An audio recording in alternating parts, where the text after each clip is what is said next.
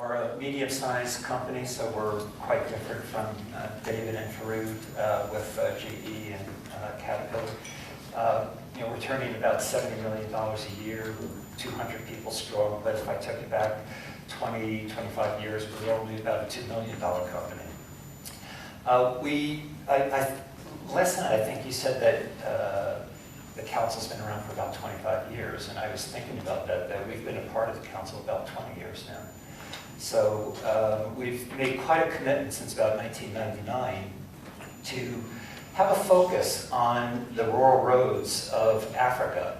And I think we've done fairly well with that over decades. And the reason I say the rural roads is because still 56% of the population of Africa resides in the rural districts of sub-Saharan Africa, which represents pretty close to about 600 million people.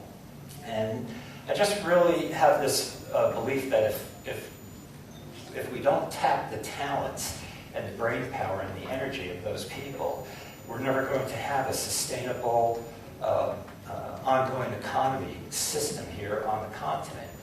That being said, Acro, we're a manufacturer of prefabricated steel bridges, and we manufacture them in the United States. No matter what the size of the bridge is, we can fit them into ocean containers and bring them over here, which we've done many times now. To date, we've done fairly well. We've built about 1,000 bridges here on the continent across about 20 of the 49 or 50 sub-Saharan countries. We've been able to structure some of the financing ourselves for the countries, and some of them they've done on their own, or it's been UN projects. But when you look at some of the numbers that are out there, it's just so important to improve the flow of commerce, to improve the flow of people on this continent. Some of the numbers I was looking at from the World Bank the other day is that compared to, say, Brazil, it costs 3 times to move goods inland here than it does in Brazil. And that's something that really needs to change over time. There's other numbers out there. I was taken back by how few, in a way, how few roads exist in sub-Saharan Africa. That being, there's about I think it was 2.5 million kilometers of roads in sub-Saharan Africa. And then you look at the United States, and the United States has about 6.8 million kilometers of roads. Now, the United States is 1/3 the size of sub-Saharan Africa, and it has 1/3 the population. So if we're going to really create a sustainable economy, we need greater interconnectivity. And I think it's beyond just the maintenance of the existing roads, Florida. I think it really requires the construction of new roads that reach into new areas. And I know it may be tough to create an ROI on that shows that this is worth it. But I'm a real believer that if you build it, they will come. And that we see all the time. I don't know how often in the United States highways were built to try to relieve traffic, and it doesn't work, because once you build the highway, people come to it. And I feel that as you build roads, as you improve roads, you're going to find that farmers will create new farms, new businesses will enter into the regions, because they'll be able to move their products more efficiently and more economically. So, what we've been trying to do over the years is we're introducing more and more this concept of prefabrication and modularity in bridges, because some of these regions that we're taking the bridges into are quite challenging to just to transport the goods into. So whether it's an Acro steel bridge or a precast concrete bridge made by a precaster somewhere here on the continent, I feel that innovatively, precasting or modular type construction is what's needed if you want to have a more rapid upgrading of the infrastructure. Because, and I know this is accurate, if you come to an Acro type of bridge system, over $1 trillion over the next 10 years, and the public sector budgets can certainly not meet that need. So it's attracting private investment into infrastructure projects, bankable infrastructure projects, and making it work. And our experience is that it takes a village. You need everybody to come to the table. And what we have done is many times in a lead arranger role or as advisors or coordinators, we work together with GFIs, export credit agencies, other commercial lenders, equity providers, debt capital investors, to come together to make a project work. And I'll give you 3 examples that talk to how collaboration can actually deliver a project. The first is the Nacala Railway project. It's the largest in recent times infrastructure project in sub-Saharan Africa, $5.1 billion US. And essentially, it comprises about 230 kilometers of new railways and rehabilitating about 680 kilometers of existing rail. And it connects Vale, the Brazilian mining company's coal mine, with the Nacala port. The project also involves the construction of a coal export terminal. And what this has done is really to open up a trade corridor across Mozambique and Malawi. It involved 3 export credit agencies, 10 commercial lenders, 1 DFI, and just coming together to put this together. The tenor, about 13.5 years. It's an interesting one in East Africa. And Standard Bank worked together to raise $55 million to finance off-grid solar panels for Mcopa. And that's the largest off-grid energy company based in Nairobi, serves the East African market. And this was the first time that they were actually going out to the market to raise sort of commercial loans. And is another solar photovoltaic project, Alton, in Namibia. And this was interesting in that we partnered with Propaco, the French credit agency, and it was a guarantee collaboration whereby, together with Propaco, we did a risk extension guarantee. So we were able to extend the tenor that was $66 million from an 8-year tenor to a 15-year tenor. And these are the types of innovative financing arrangements that, with a lot of hard work, it takes an effort to bring everybody together, align, get all the approvals. Socioeconomic development, and particularly sustainable development. We all know that, and education and healthcare are underpinning everything we do. And we know that very well in GE, everything we do around power, around aviation, and around transportation.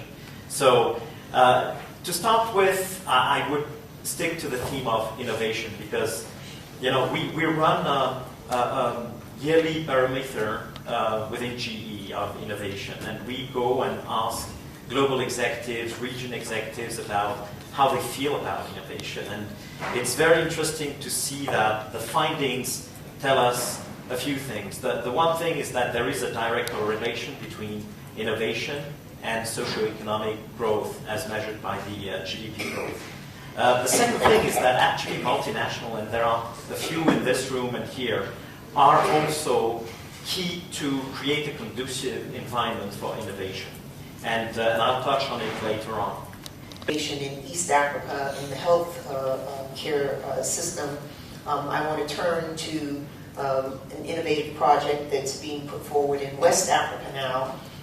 Let me turn to Mr. Dosu, who is the chairman and CEO of Petrolin and also the chairman of the African Business Roundtable. But before I ask him to share with us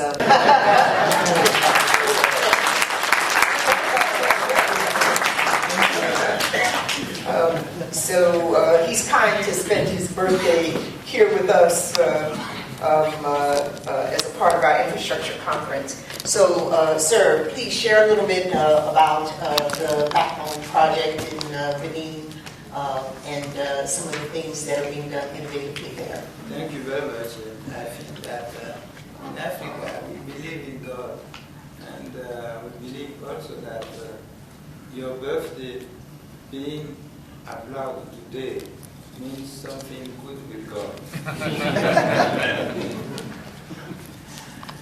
Fine. I am founder of a small company called Petrolin Group, based in many African countries and in Europe also.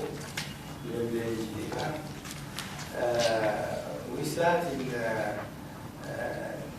1972, and our purpose was really that Africa had big resources, very huge resources, but we have to partner seriously with international knowledge and expertise. And the innovation we hear about today is that Africa can develop quickly is big potential. But on top of that, in Petrolin, we use to merge our international connection with knowing good indigenous and local people. We start that concretely in South Africa by approaching Agent. We created AG Africa, and later on through merger, we are today one of the largest shareholders in Tullow Oil. At the same time, we believe on MTN, and we got significant share in MTN, and in other countries like Gabon, we partner with us, which is an American company, and we did well at that time.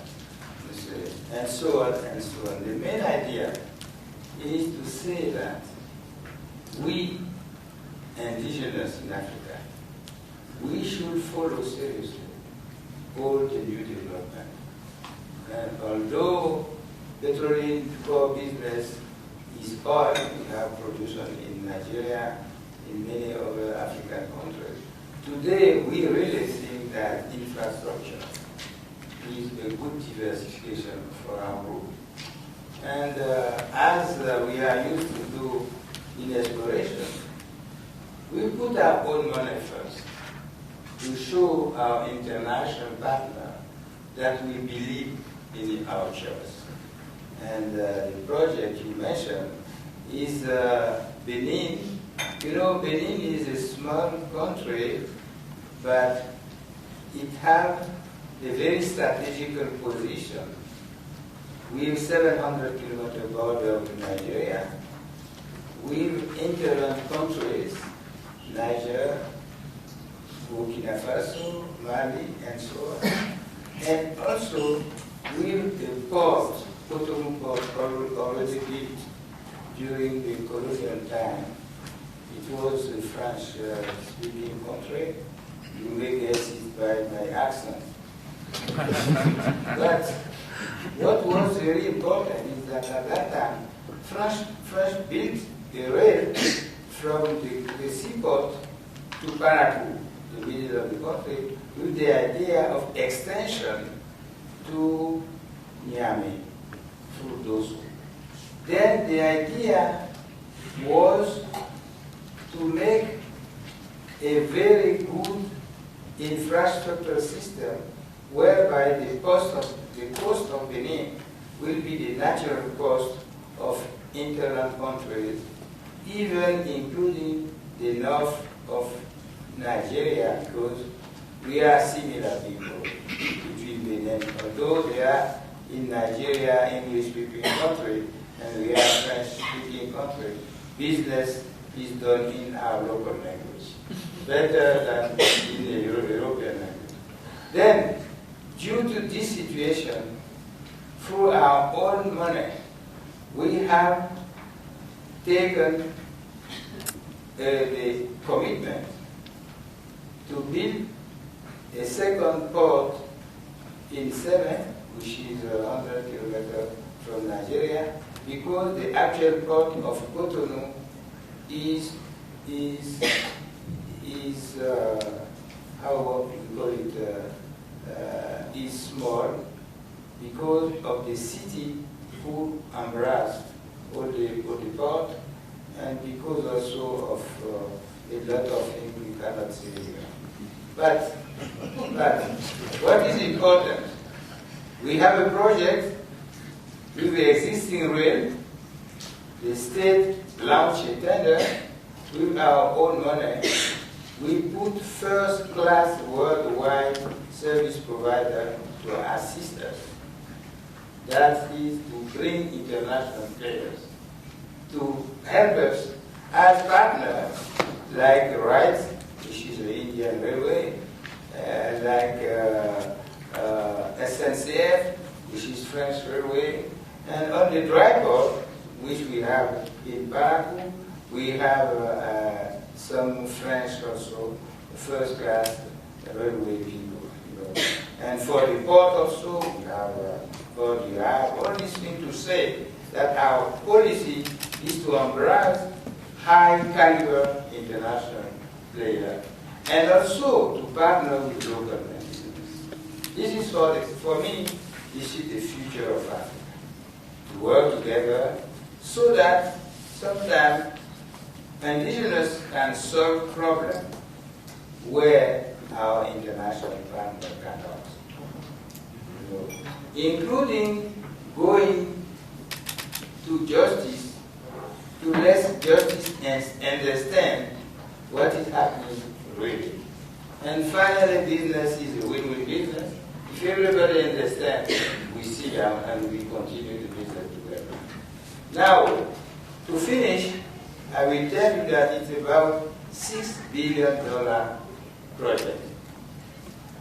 Now, I have spent up to more than $30 million in constructing a dry port already finished, ready for implementation. I have already get 1,006 hectares for the port, mineral, and commercial ports, which is already certified for the environment issues. And on top of that, I have taken commitment to rehabilitate the existing rail between Parakou, my dry port, and the port of Cotonou. By the way, this railway belongs to two states, Benin and Nigeria. And the situation now is that they agree to manage themselves this rail, but on top of those countries who will manage themselves their rail, I have first-class framework contract whereby I can build all over Benin rails except the existing rail. I can build dry ports, I can build ports, I can build airports. You're welcome. And there is a program on the 8th of November here on the African Investment Forum where some investors are invited to look at all the figures, and even those who are not invited, who feel appetite for this kind of project in West Africa, they are welcome. Thank you. Thank you very much, Mr. Dosu. That is an excellent presentation on a multi-dimensional project, infrastructure project in West Africa, which really doesn't just meet the needs of one country and one sector, but essentially is touching a number of countries in the region. I had the privilege, before I turned to Ramsey Day of USAID, I had the privilege of visiting the